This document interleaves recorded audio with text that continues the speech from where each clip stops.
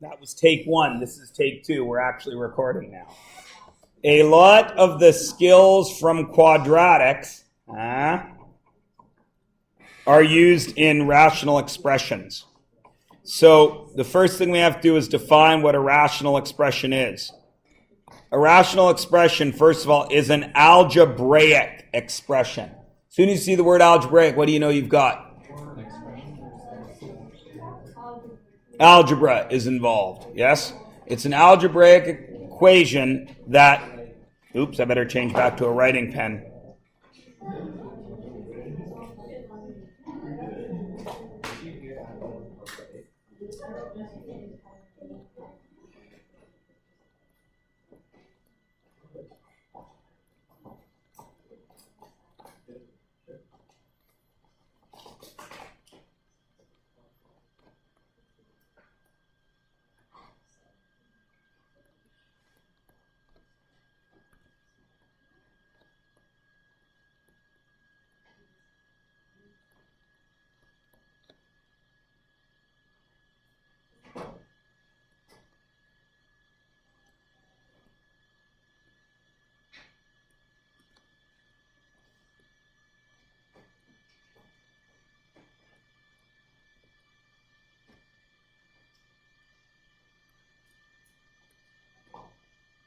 Ooh, nice spelling, idiot.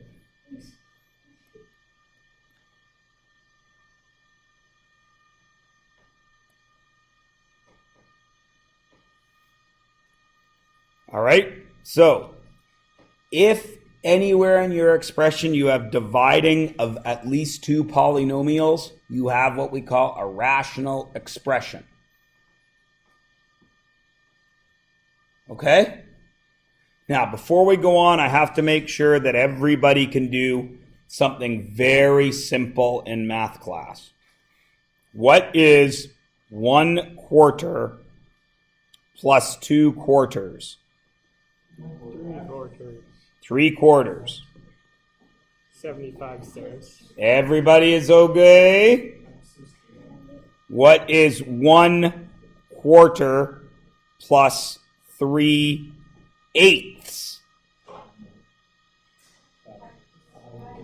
Excellent.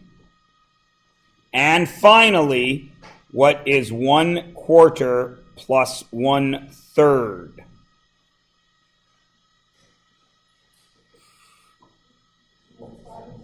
7/12. We all remember how to do fractions, yes? Fractions are all rational because they are dealing with rational numbers. Okay? The rules you use to do this right here are the same rules you're going to use to do this right here. Okay? There's just a couple of tricky bits. All right? All right. Let's start with the very first tricky bit. I'm going to write a rational expression right here. You're going to write it down. 3x plus 5 over x minus 1. Okay? Now this is a rational expression. Why?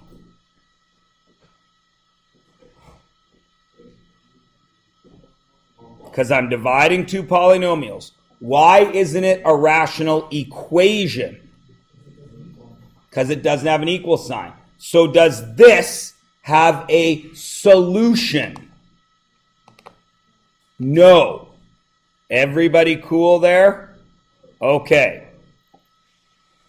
This does, however, have what we call a restriction. I'm going to highlight that. You guys have seen that before. What is a restriction? In English, what does restriction mean? Yeah, something that's not allowed to happen, right? So what in here isn't allowed to happen? You can't have what in the denominator? You can have a negative in the denominator. 7 divided by -2. That's okay. What can't you have in the denominator? You can have a variable in the denominator because there's no answer. You can't have a square root somewhere on the denominator. Do I have a square root there? No, so we're still okay there, but you're getting warmer. Pardon? You can't have 0 in the denominator at the end of it all. Okay? The restrictions are any value that will lead to 0 as a denominator. Because, of course, you cannot divide by 0. So in here, x minus 1 cannot equal 0, which means x cannot equal 1. Okay? Every other number in the universe will work for x, except 1. Does everybody understand that? Because if I put 1 in for x, I get 1 minus 1, which is 0, and that's not allowed. Everybody cool? Now, Nav jumped to the other thing that makes something not rational. And that is, there's 2 things that aren't allowed. Okay? 4 to the x over 7x minus 6. That's not allowed. Why? What about that do you think makes it not allowed? Yeah, that's not cool. No variable exponents.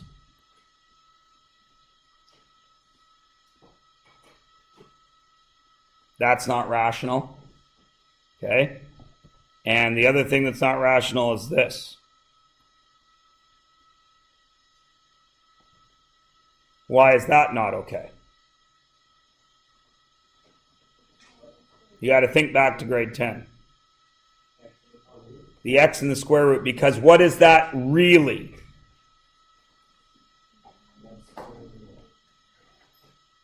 That's a plus or minus situation, yeah? So this is not cool. No radical variables. Oh, I can't spell variables today.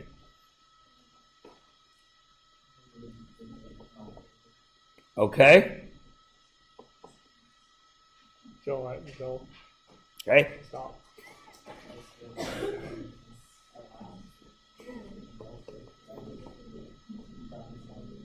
All right, now. Oh, one other thing that I forgot. What would be wrong with this one?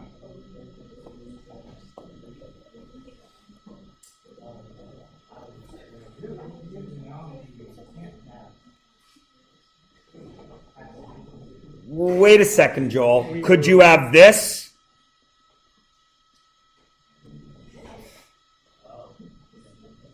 Which one of those is okay?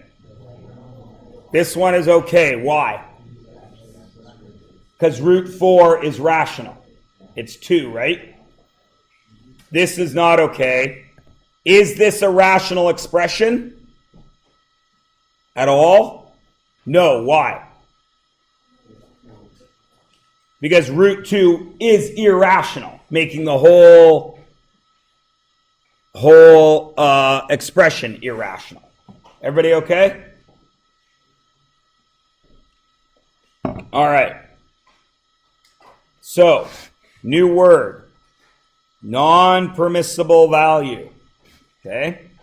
That is any value for any variable. Oh, I'm doing it again. Namaste.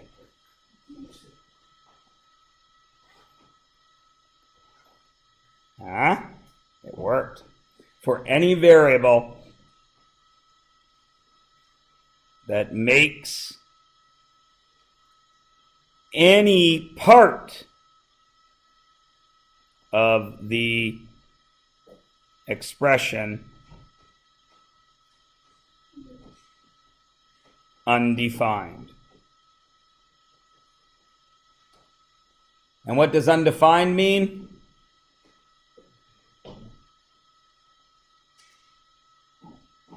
That is when the denominator is 0.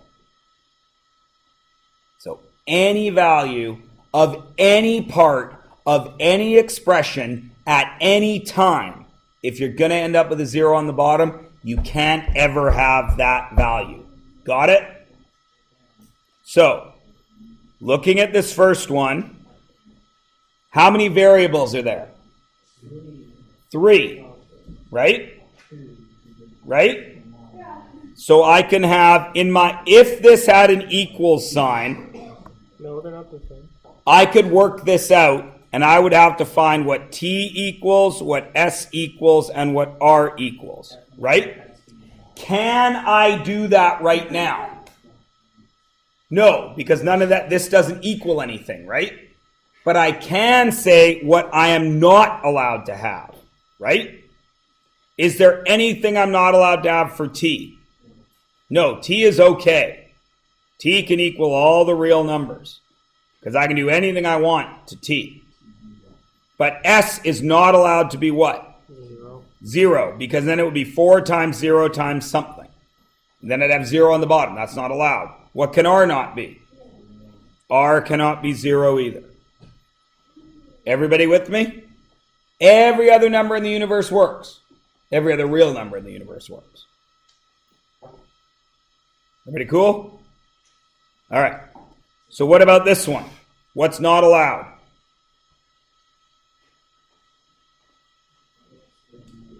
X times 2x minus 3 cannot equal 0, right? So X can't be Now you guys have seen this before, haven't you? Except usually we have an equal sign there in quadratics, don't we? So x cannot be 0, because if x is 0, then all this is 0. What else? 2x minus 3 can't equal 0. So 2x can't equal 3, and x can't equal 3 halves. Is everybody okay? Mm-hmm. All right. You guys do the third one. P squared minus P minus 12 cannot equal 0. You just finished a quadratics unit. What would you do when faced with that trinomial?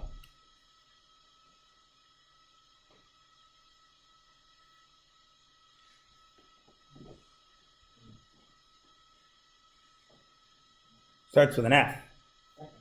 Ends with an R. Has acto in the middle of it. Factor it. P minus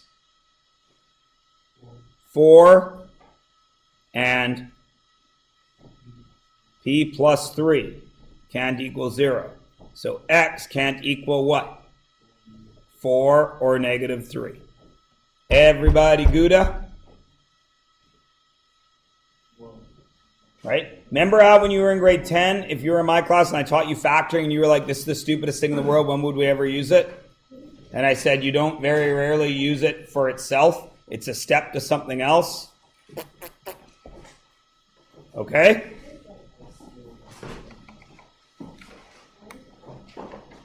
Everyone is good on the first page?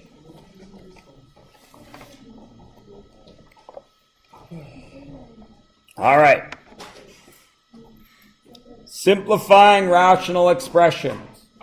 Okay? I'm going to give you a large hint here.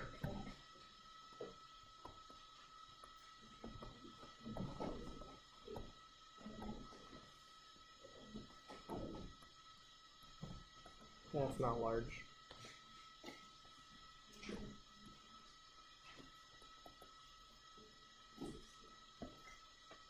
Simplifying rational expressions. Fractions are rational expressions. So if you can simplify fractions, can you simplify rational expressions?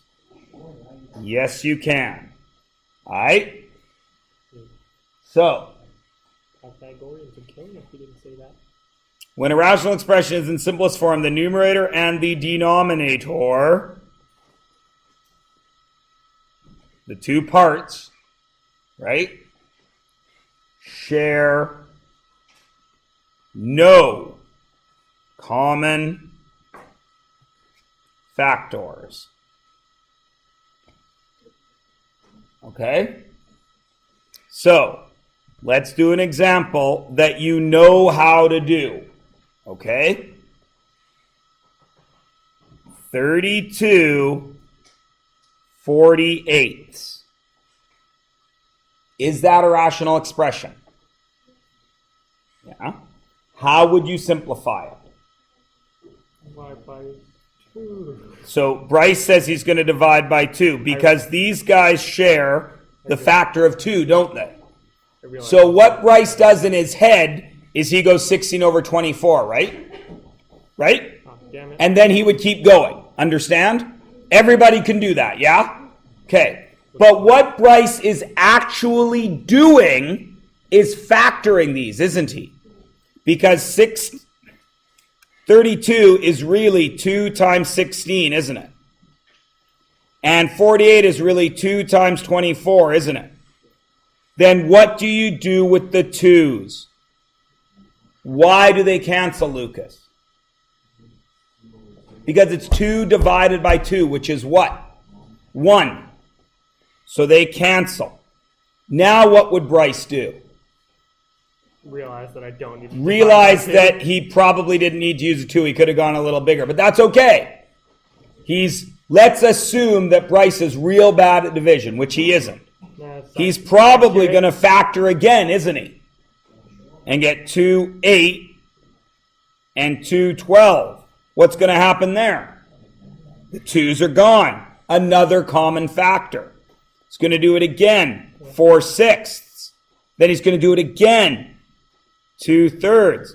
Any common factors? No. Got it? So how do you simplify a rational expression? 1, factor everywhere. 2, cancel. And I'm only writing cancel because we're in grade 11 now. We all know that cancel means you're dividing, right? It's not magic. This stuff doesn't disappear. It's still there, but we don't write it down because it's 1. Everybody cool? Okay, so let's look at this right here. I got me a numerator. I got me a denominator, right? Everybody good?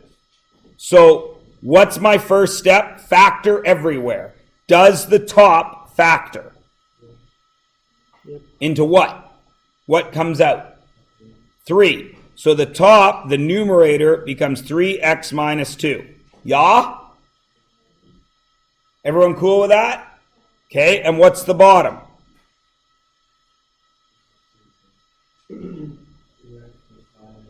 Two x plus 5 and x minus 2. Everybody cool? Now here's where something weird is going to happen. Here is where you do your non-permissible values. You have to do them before final canceling. Okay? So how would I do that? What here isn't allowed? Positive 2. 2x plus 5, x minus 2 can't equal 0. So x can't equal 2 or No. negative 5 halves. You have to do that here. Now let's do our final cancellations. What are they? What's going away? X minus 2 and x minus 2. So what is our final answer, which I'm going to write in green? 3 over 2x plus 5. Is everybody cool?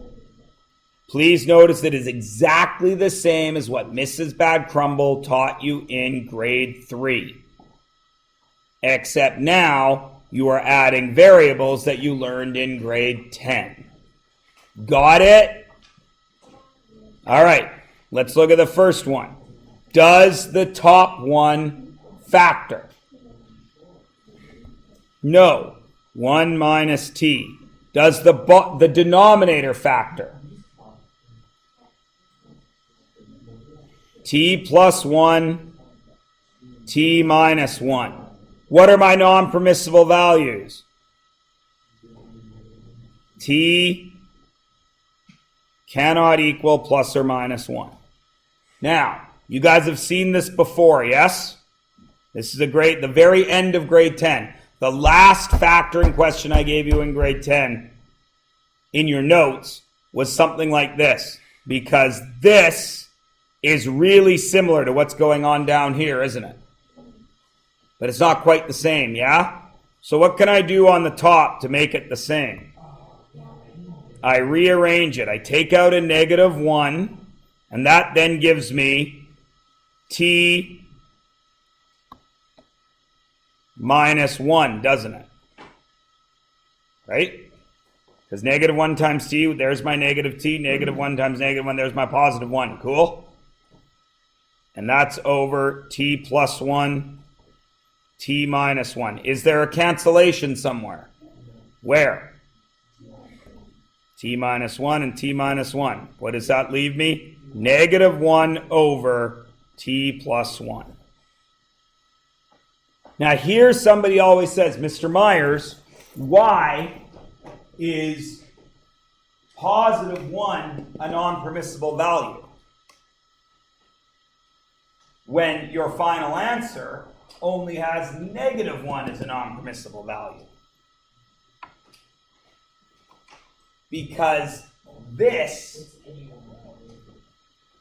it's at any time. Okay? Everybody good? So, look at C and tell me what's weird. There's a lot of stuff. But much like running a marathon as opposed to running the 100-meter dash, it is still just a series of steps, yes? So, what will we do with the top? Factor it. If you're bad at factoring, this unit is going to take you a long time, isn't it? And how many times did I tell you in the 10th grade and the 11th grade that you really should make sure you're good at factoring? A lot. How many of you listened to me? Don't all put your hands up at once. Yes? No. Why? I'm asking you, why? Okay. Pretend, Joel, that y equals 1. So that's going to be 2 plus 1 minus 10, yes? Which is going to be what? Negative 7, right? Cancel the 10s right now. Gives you a different numerator, doesn't it? You can't do that. Okay, because this numerator is in the final answer, if we had an equal sign, we would get a y value, wouldn't we? Right? And that numerator has to be that y value squared multiplied by 2 plus that y value and then subtracted by 10. If you cancel 10s now, you're going to get a different value. Kind of like when we move the quadratics. Right? Remember, if we did this, don't write this down, everyone. I'm just answering Joel's question. Oh, wait, I lie. 2x squared plus 4x plus 6. Right? What's the y-intercept there? It would be positive 6, right? Because the x's would be 0, right? But if I factor this now and say y equals x plus x squared plus 2x plus 3, what's my y-intercept there? 3. They're not the same parabola, are they? Right? So that's why you can't cancel the 10 right away. Because it changes the final value. Okay? Okay. So now we're going to write this down. So somebody who's decent at factoring maybe can do that in their head, right? If you're not, you may need to be reminded how to do that. Okay? The way I like to do those, 2 times 10, factors of negative 10 that add to, factors of negative 20. I got to multiply to negative 20 and add to 1. Some of you use that box method. That's fine. I don't care what you use, but you got to factor it. The factors of negative 20 that add to 1 are positive 4 and negative 5, yes? So it's y minus 5 over 2 and y minus 4 over 2, because you brought that 2 over. Then you simplify. 2y minus 5 and y minus 2.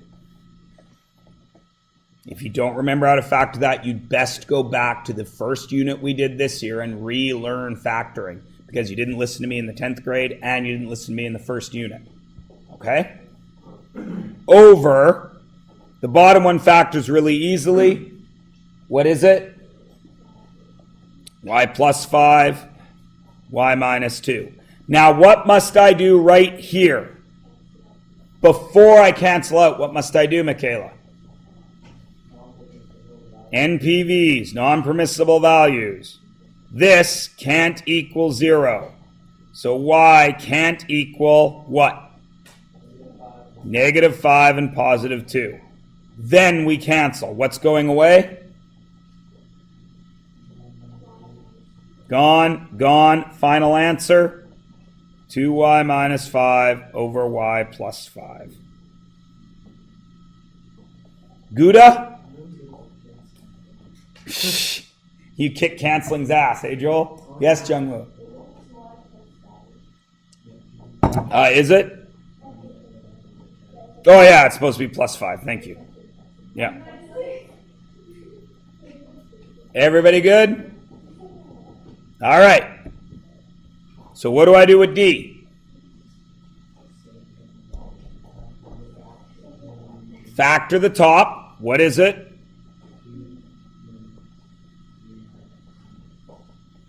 Factor the bottom. What is it?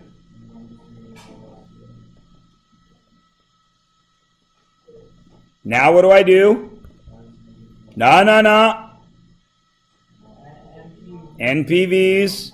What are they? Plus or minus 3. Now what? Pull a negative 1 out of the top to get negative 2 m minus 3. M minus 3. M plus 3. Joel, finish this. Cancel. Cancel what? The m minus 3s to get negative 2 over m plus 3. Good for grapes? Okay.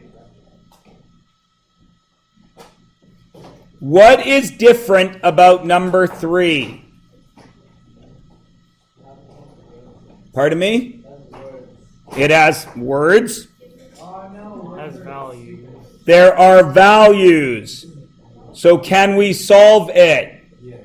Yes. Simplify first. What do I do with the top? Divisor. Not yet. Well, you could. Factor. Squared minus squared, yes? 4x plus 3y. 4x minus 3y. What do we do with the bottom? What's coming out? 2. 4x minus 3y. Now what?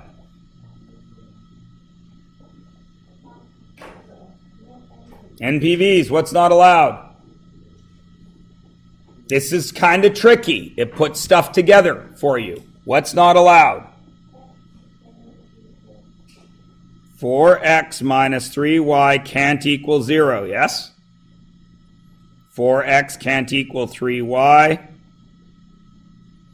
X can't equal 3/4 y, right?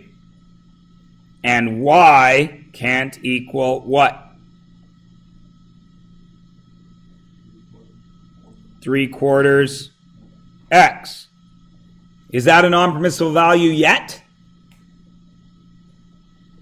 Are those values? Or are those expressions? Those are expressions. Can I make them values? How? Put that there and that there. That's how you find that is how you evaluate your non-permissible values. Okay? Now, Joel, finish.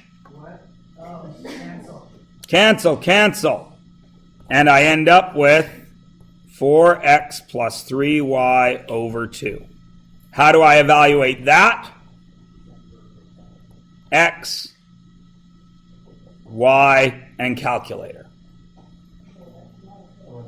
It's not really calculator. It would be 10.8 plus 3.6 is 13.8. 14.2 divided by 2 is 7.1. Oh yeah, easy. Yeah. I just didn't give you enough time, right? Yeah. Something I got in trouble at teacher school was not giving enough time to answer questions. Of course, in the 17 years I've actually been teaching, not at teacher school, this is what happens when I give you time to answer questions. No, crickets. Because nobody answers the questions. Remember? Doesn't matter what I ask. If you guys aren't totally sure, it's dead silence. I know it's true. I'm 17 years in. I've been teaching longer than most of you have been alive. Shut up. I don't need reminding of that.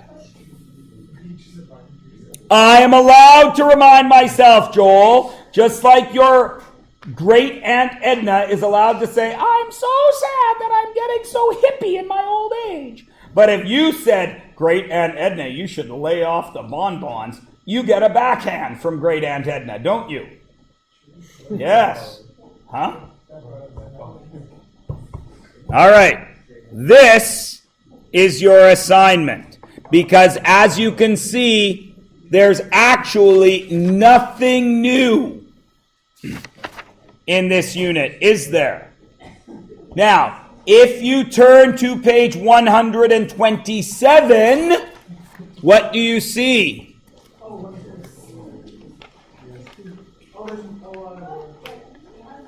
What do you see on page 127 at the top? Answers to that assignment, so you can check your work. When is this assignment technically due? Woden's Day, because tomorrow is test day on quadratics. Now, it is only 9:03. Double check with Nav. He's on top of it. It is only 9:03. I find this stuff to be exceptionally easy right now.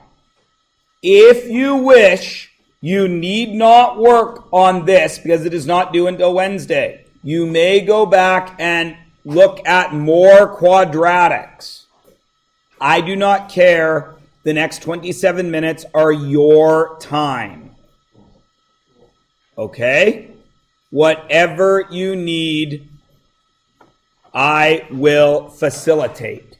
If you wish to go back and look at quadratics, go ahead and do so. I will circulate and assist. If you wish to work on this, go ahead and do so. I will circulate and assist.